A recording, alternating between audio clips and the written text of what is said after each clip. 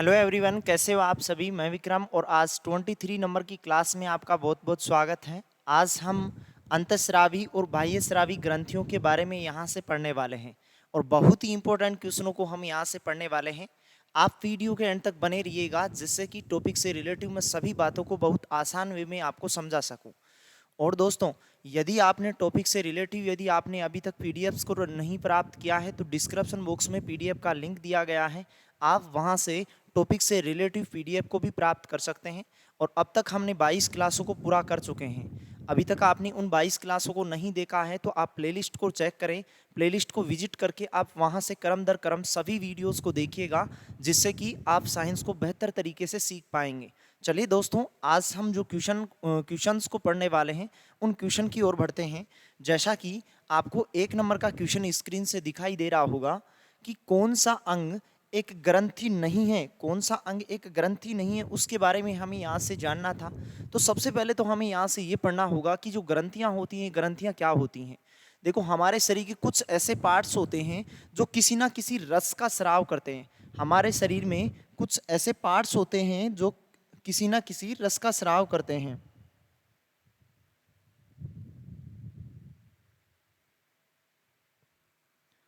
किसी ना किसी रस का स्राव करते हैं।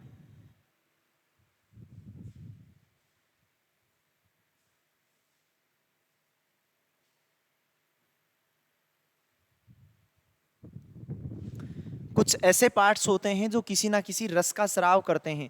और देखो, वो जो रस होता है वो रस देखो दो प्रकार से निकलता है, यानी कि हमारे बॉडी के जितने भी पार्ट होते हैं वो दो प्रकार के रसों का स्राव करते हैं। और वो दो प्रकार के रस देखो कौन कौन से होते हैं। एक तो होता है हार्मोन, एक तो होता है हार्मोन और दूसरे वाला होता है एंजाइम। यानी कि इस रस का, यानी कि ये दोनों रसों का स्राव करने वाले बॉडी के जितने भी पार्ट्स होते हैं उन सभी पार्टों को हम ग्रंथियां कहते हैं। और इन दोनों रसों के आधार पर ही हमारे शरीर में जो ग्रंथियां पाई जाती हैं वो दो प्रकार की होती हैं। और वो दो प्रकार की कौन सी हो गई, देखो दो प्रकार की। एक तो देखो होती है अंतःस्रावी, अंतःस्रावी जिसे हम कहते हैं। और दूसरी वाली जो होती हैं वो होती है बाह्यस्रावी। कौन सी होती हैं? बाह्यस्रावी जो होती हैं। अब वो देखो किसके आधार पे ऐसा दो प्रकार हो पा रहा था इनका। अंतःस्रावी जो भी ग्रंथियां होंगी वो इन दोनों रसों में से किसी एक रस का स्राव करेंगी। और वो कौन सा रस निकलेगा? अंतःस्रावी जितनी भी जो ग्रंथियां होती हैं वो ग्रंथियां हमेशा हार्मोन्स का स्राव करती हैं। परीक्षाओं में बहुत बार आपको पूछा भी गया है कि अंतःस्रावी ग्रंथियां किस रस का स्राव करती हैं। तो अंतःस्रावी ग्रंथियां हार्मोन्स का स्राव करती हैं, जबकि बाह्यस्रावी जो ग्रंथियां होती हैं ये बाह्यस्रावी ग्रंथियां एंजाइम का स्राव करती हैं। किसका स्राव करती हैं? एंजाइम का। लेकिन इन दोनों के आधार पर ही एक इनका मिश्रित रूप और आता है जिसे हम कहते हैं मिश्रित ग्रंथियां। क्या कहते हैं? मिश्रित ग्रंथियां कहा जाता है। और वो जो मिश्रित जो ग्रंथियां होती हैं वो मिश्रित ग्रंथियां होती हैं वो इन दोनों रसों का स्राव करती हैं एक साथ। यानी कि वो हार्मोन का भी करेंगी और एंजाइम्स का भी करेंगी। और जो दोनों का स्राव करती हैं उसे तो हम मिश्रित ग्रंथियां कहते हैं। हार्मोन्स का जो स्राव करती हैं उसे हम अंतःस्रावी कहते हैं। और जो बाह्यस्रावी जो होती है वो बाह्यस्रावी किसका स्राव करती हैं? एंजाइम्स का स्राव करती हैं। अब देखो क्वेश्चन की ओर बढ़ते हैं। हमारे पास जो क्वेश्चन है कि कौन सा एक अंग ग्रंथि नहीं है। देखो, एनटीपीसी के पेपर में यहाँ से इस प्रकार का क्वेश्चन पूछा गया था। यदि आप मेरे साथ टॉपिक में अंत तक बने रहते हो तो टॉपिक से रिलेटिव बहुत सारी बातों को आप सीख जाएंगे। और यहाँ क्वेश्चन में हमें पूछा है नहीं के बारे में कि हमारे शरीर में ऐसी कौन सा आपके पास ऑप्शन है वो ग्रंथि का एक प्रकार नहीं होता है। अधिवक्र, अधिवक्र कहा जाता है एड्रिनल को। आपने छोटी क्लासों में इस बात को सीखा होगा कि एड्रिनल एक ग्रंथि का प्रकार होता है। जिगर जो होता है ये यकृत होता है जिसे हम लीवर कहते हैं, यकृत भी कॉल किया जाता है इसे। पित्ताशय, पित्ताशय एक ऐसा अंग का प्रकार होता है, ये देखो ग्रंथियों में शामिल इसको कभी नहीं करते हैं। ये पित्ताशय जो होता है पीत रस का संग्रहित करता है, पीत रस का स्टोर रखने का काम करता है। जबकि जो पीयूष होता है ये पीयूष भी एक ग्रंथि का प्रकार होता है जो हमारे ब्रेन में पाई जाती है। तो हमने यहाँ से सीखा कि जो ए ऑप्शन है अधिवक्र एड्रिनल ग्रंथि का प्रकार होता है, जिगर जिसे यकृत कहते हैं, ये यकृत भी ग्रंथि का प्रकार होता है। और पीयूष, पीयूष भी एक ग्रंथि का ही प्रकार होता है। नहीं के बारे में हमें यहाँ से बताना था, तो पित्ताशय जो होता है हमारे शरीर में, जो पित्ताशय पाया जाता है वो ग्रंथियों का प्रकार नहीं होता है, ना ही उसको शामिल किया जाता है, क्योंकि ना तो ये हार्मोन्स का स्राव करता है, ना ही ये एंजाइम का स्राव करता है। क्योंकि इन रसों का यदि स्राव करता तो कोई ना कोई ग्रंथि का प्रकार होता।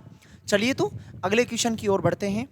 हमारा अगला क्वेश्चन है, थायराइड ग्रंथि शरीर के किस भाग में स्थित होती हैं? जो थायराइड ग्रंथि का जो प्रकार होता है, ये थायराइड ग्रंथि हमारे बॉडी के किस भाग में पाई जाती हैं?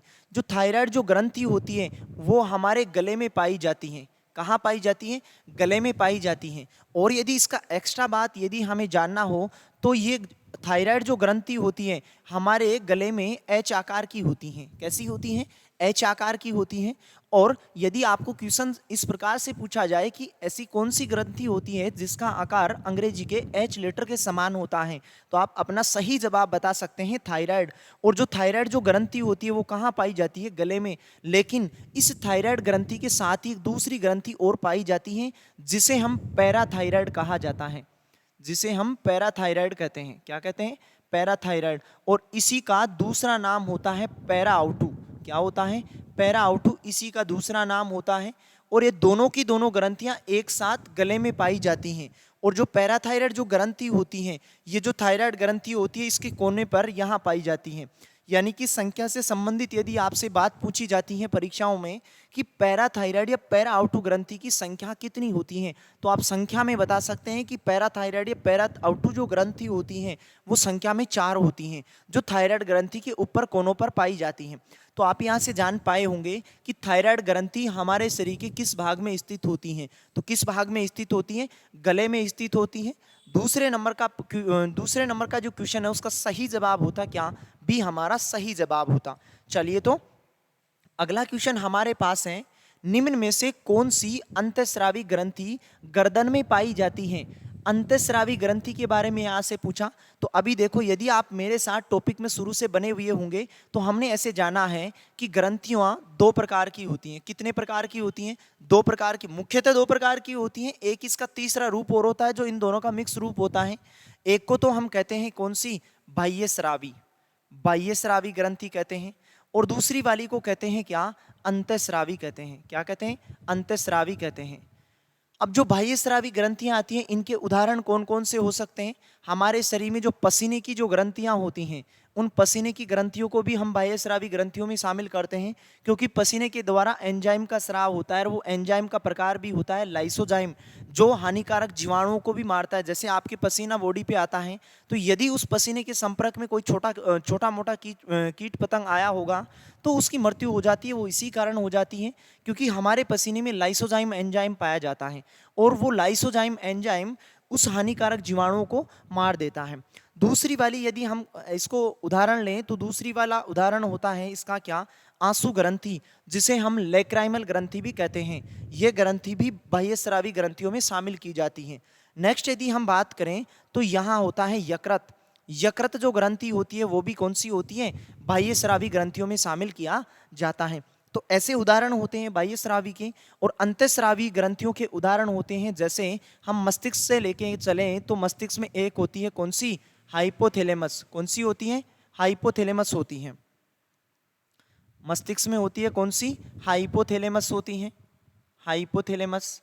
और मस्तिष्क में ही पाई जाती है इसके साथ कौन सी? पीयूष ग्रंथि पाई जाती है। इसके अलावा मस्तिष्क में पाई जाती है पीनियल ग्रंथि। फिर गले में पाई जाती है कौन सी? थायराइड।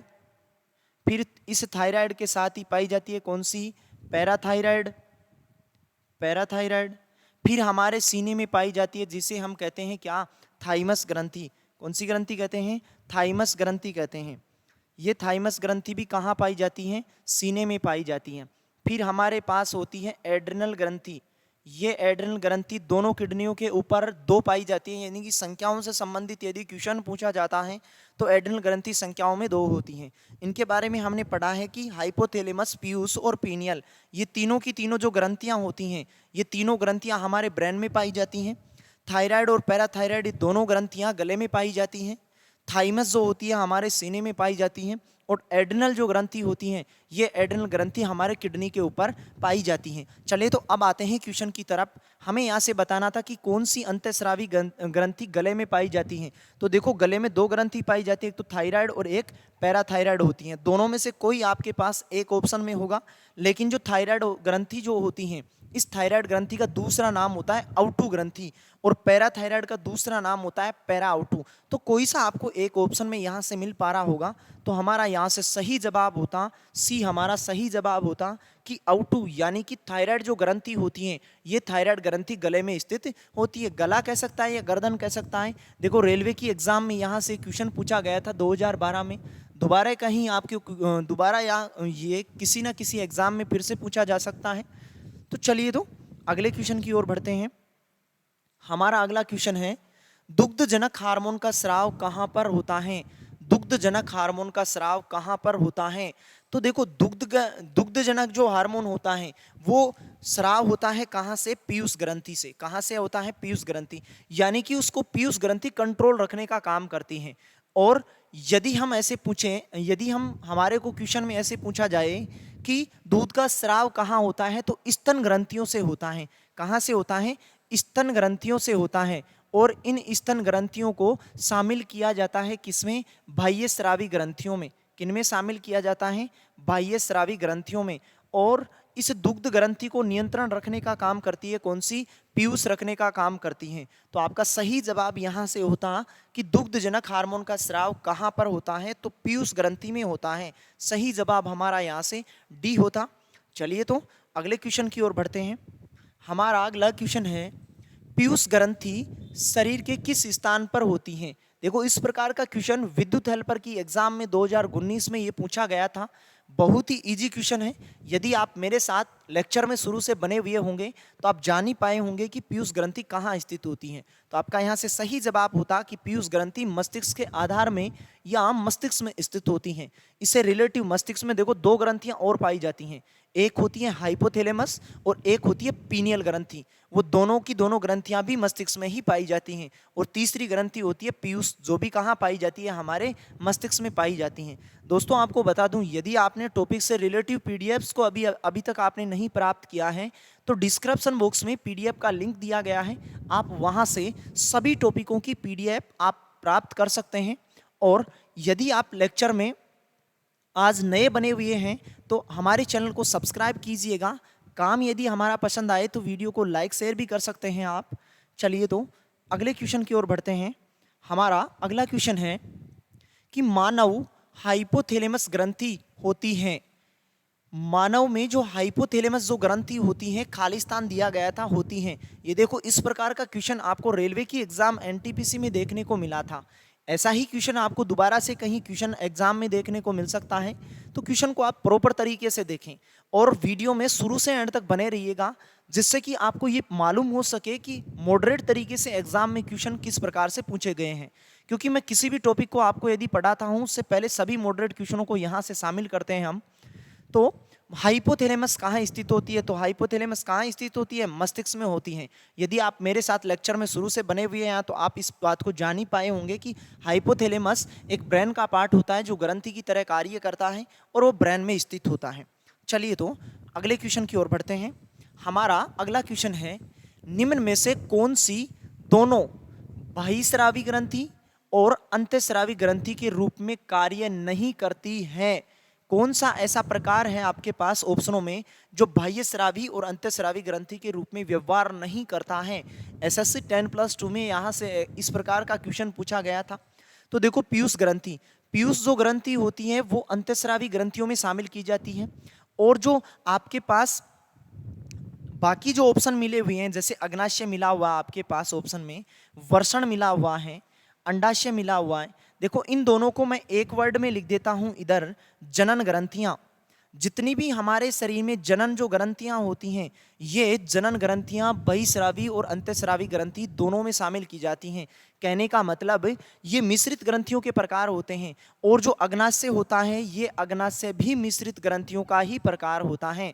तो आप यहाँ से जान पाए होंगे कि पीयूष ग्रंथि अंतःस्रावी ग्रंथि होती हैं। बाकी जो प्रकार हमें यहाँ ऑप्शनों में दिखाई दे रहे हैं वो मिश्रित ग्रंथियों के प्रकार हैं। अग्नाशय भी मिश्रित ग्रंथि होती हैं, वर्षण भी मिश्रित ग्रंथि होती हैं और अंडाशय भी मिश्रित ग्रंथि होती हैं। इन दोनों के बारे में यदि आपको कहीं क्वेश्चन पूछा जाए तो आपको यूं लिख सकता है जनन ग्रंथियां, क्योंकि ये जनन ग्रंथियां होती हैं। फीमेल की जनन ग्रंथि होती हैं आपके पास अंडाशय, और मेल की जनन ग्रंथि होती है कौन सी, वर्षण होती हैं। तो आप यहाँ से जान पाए होंगे। अगले क्वेश्चन को पढ़ते हैं। हमारा अगला क्वेश्चन है, मनुष्य के शरीर की वह ग्रंथि जो एंजाइम और हार्मोन को स्रावित करती हैं। ऐसी कौन सी ग्रंथि होती है जो एंजाइम और हार्मोन दोनों को स्रावित करती हैं। लेक्चर में आप मेरे साथ शुरू में बने हुए होंगे तो मैंने आपको बताया था कि उन ग्रंथि, देखो जितनी भी हमारे शरीर में जो ग्रंथियां होती हैं, ये ग्रंथियां सिर्फ अपने स्राव के दौरान दो ही रस का स्राव करती हैं, या तो हार्मोन का स्राव करेंगी या फिर एंजाइम का स्राव करेंगी। किसका स्राव करेंगी, एंजाइम का स्राव करेंगी। लेकिन कुछ ग्रंथियां ऐसी होती हैं वो इन दोनों का स्राव करती हैं, जिन्हें हम कहते हैं कौन सी ग्रंथियां, मिश्रित ग्रंथियां कहा जाता है। तो क्वेश्चन में हमें वही बात पूछी है कि मनुष्य के शरीर की वह ग्रंथि जो एंजाइम और हार्मोन को स्राव करती है, मतलब मिश्रित ग्रंथि बताना था हमें। यहाँ से मिश्रित ग्रंथि कौन सी है, तो यहाँ से मिश्रित ग्रंथि है कौन सी, अग्नाशय, जिसे हम पाचन ग्रंथि भी कहते हैं। जबकि जो लार ग्रंथि होती है, ये लार ग्रंथि बाह्यस्रावी ग्रंथियों का प्रकार होता है, और यकृत भी बाह्यस्रावी ग्रंथियों का ही प्रकार होता है, बाह्यस्रावी ग्रंथियों का ही प्रकार होता है। और जो हमारे पास जो पीयूष होता है, ये पीयूष जो ग्रंथि होती है जो ब्रेन में पाई जाती है, ये होती है कहाँ, कौन सी, किस प्रकार की ग्रंथि, ये होती है अंतःस्रावी ग्रंथि। सही जवाब आप बता पाए होंगे कि यहाँ से हमारा डी यहाँ से सही जवाब होता। चलिए तो इस प्रकार से ही हम आगे वाले क्वेश्चनों को भी पढ़ते हैं। नेक्स्ट हमारा 9 नंबर का क्वेश्चन है, अंतःस्रावी ग्रंथि को भी कहा जाता है। अंतःस्रावी जो ग्रंथि होती है उसको क्या कहा जाता है। देखो, एक तो हमारे पास होती है कौन सी, बाह्यस्रावी ग्रंथि, और दूसरी वाली होती है कौन सी, अंतःस्रावी ग्रंथि। अंतःस्रावी ग्रंथि, बाह्यस्रावी जो ग्रंथियां होती हैं इनमें नलिकाएं पाई जाती हैं। क्या पाई जाती हैं, नलिका पाई जाती हैं। और अंतःस्रावी जो ग्रंथियां होती हैं, इन अंतःस्रावी ग्रंथियों में नलिकाएं नहीं पाई जाती हैं। इस कारण बाह्यस्रावी ग्रंथियों को कहा जाता है नलिका युक्त। क्या कहा जाता है, नलिका युक्त ग्रंथियां भी कहा जाता है। और अंतःस्रावी जो ग्रंथियां होती हैं इनको कहा जाता है नलिका विहीन। क्या कहा जाता है, नलिका विहीन ग्रंथियां भी कहा जाता है। तो अंतःस्रावी ग्रंथियों को क्या कहा जाता है, वाहिनी विहीन या नलिका विहीन ग्रंथियां कहा जाता है। सही जवाब हमारा यहाँ से क्या होता, सी हमारा यहाँ से सही जवाब होता। चलिए तो अगले क्वेश्चन की ओर बढ़ते हैं। हमारा अगला क्वेश्चन है, आदमी के कंठ के किस भाग को आउटू या एडमस एपल कहा जाता है। एडमस एपल किसको कहा जाता है, तो जो थायराइड उपास्थियां होती हैं उन थायराइड उपास्थियों को ही हम एडमस एपल कहते हैं। सही जवाब यहाँ से हमारा डी होता। और ज़्यादा कुछ यहाँ से सीखने को नहीं था हमारे को इस क्वेश्चन में। डायरेक्टली पता रखिएगा आप कि एडमस जो एपल होता है वो थायराइड उपास्थियों का बना होता है। चलिए तो अगले क्वेश्चन को देखते हैं। हमारा अगला क्वेश्चन है जो कि आप स्क्रीन से पढ़ भी पा रहे होंगे कि स्तनपाइयों में श्वेत ग्रंथियों को कहा जाता है पसीने की ग्रंथियां भी इन्हें ही कहा जाता है। पसीने की ग्रंथियां जो होती हैं मूलतः संबंधित होती हैं हमारे शरीर में। जो श्वेत ग्रंथियां हैं, जो पसीने की जो ग्रंथियां होती हैं, ये ग्रंथियां हमारे शरीर का टेम्परेचर नियत रखने का काम करती हैं, तापमान बनाए रखने का काम करती हैं। तो वही बात हमारे को यहाँ क्वेश्चन में पूछी गई थी कि पसीने की जो ग्रंथियां होती हैं वो मूलतः संबंधित होती हैं। किससे संबंधित होती हैं, ताप नियमन से, मतलब हमारे शरीर का तापमान बैलेंस रखने का काम करती हैं। सही जवाब हमारा यहाँ से क्या होता, सी हमारा यहाँ से सही जवाब होता। चलिए तो अगले क्वेश्चन की ओर बढ़ते हैं। हमारा अगला क्वेश्चन है, वाहिनी विहीन ग्रंथियों के स्राव को क्या कहा जाता है।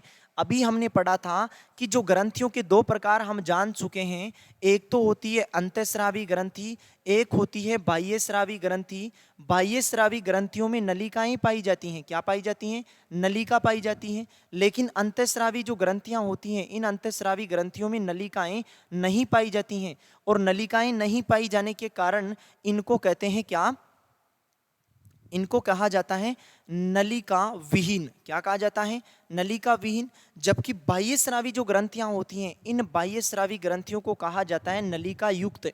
क्या कहा जाता है, नलिका युक्त ग्रंथियां भी कहा जाता है। अब देखो इस बात को आप यदि टॉपिक में मेरे साथ शुरू से बने हुए हैं तो आप जान ही पाए होंगे कि बाह्य स्रावी ग्रंथियां यदि आपके पास लिखा जाए या आपके पास नलिका युक्त लिखा जाए एक ही बात है। इधर आपके पास अंतःस्रावी ग्रंथि लिखा जाए या नलिका विहीन लिखा जाए वो भी एक ही बात है। और अंतःस्रावी ग्रंथियां अपने स्राव के दौरान किसका स्राव करती हैं? हार्मोन्स का स्राव करती हैं। और बाह्य स्रावी अपने स्राव के दौरान किसका स्राव करती हैं? एंजाइम का स्राव करती हैं। क्वेश्चन में पूछा वाहिनी विहीन, वाहिनी विहीन मतलब अंतःस्रावी ग्रंथियों के बारे में हमें यहाँ से पूछा गया था। तो अंतःस्रावी ग्रंथियां अपने स्राव के दौरान किसका स्राव करती हैं? हार्मोन का स्राव करती हैं। सही जवाब हमारा यहाँ से बी, हमारा यहाँ से सही जवाब होता। चलिए तो अगले क्वेश्चन की ओर बढ़ते हैं। हमारा अगला क्वेश्चन है, खालिस्तान मनुष्य में अंतःस्रावी ग्रंथि नहीं होती हैं। जो आपके पास जो ऑप्शन दिए गए हैं इन ऑप्शनों में हमें यहाँ से बताना था। और ये देखो ये क्वेश्चन लोको पायलट के पेपर में यहाँ से देखने को मिला था हमें कि अंतःस्रावी ग्रंथियां नहीं होती हैं। अंतःस्रावी ग्रंथि कौन सी नहीं है? तो देखो शीर्ष जो ग्रंथि होती है ये शीर्ष ग्रंथि भी कौन सी होती है? अंतःस्रावी होती है। पीयूष ग्रंथि लेक्चर में मेरे साथ बने हुए होंगे तो आप सीख ही पाए होंगे कि पीयूष ग्रंथि भी अंतःस्रावी ग्रंथियां ही होती हैं। और अधिवक्र जिसे एड्रेनल ग्रंथि कहते हैं ये भी अंतःस्रावी ग्रंथि होती है।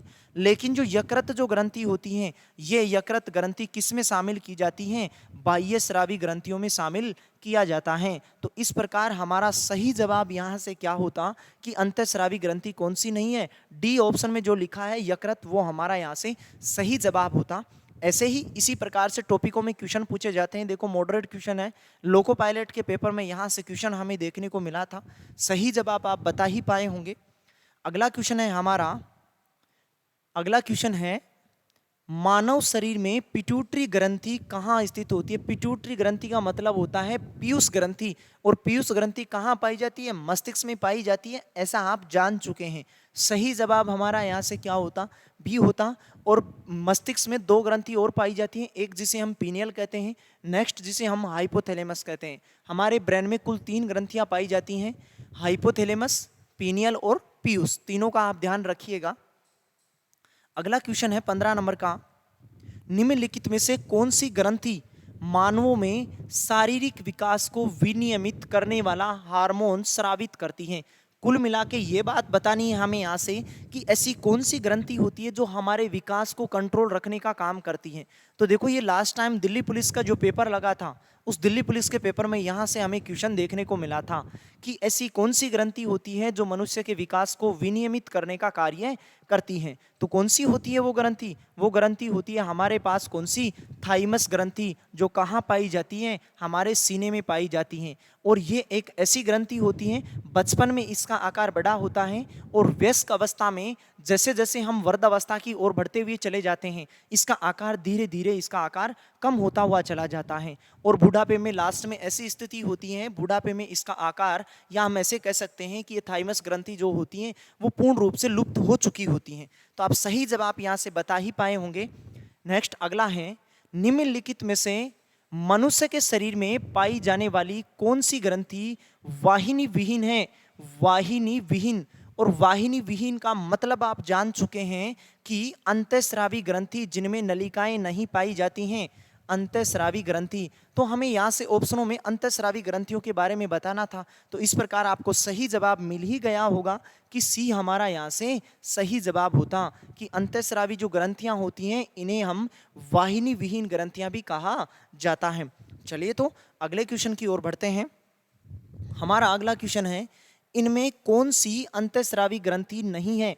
आपके पास जो ऑप्शन दिए गए हैं इन ऑप्शनों में हमें यहाँ से बताना था कि कौन सी अंतःस्रावी ग्रंथि नहीं होती हैं।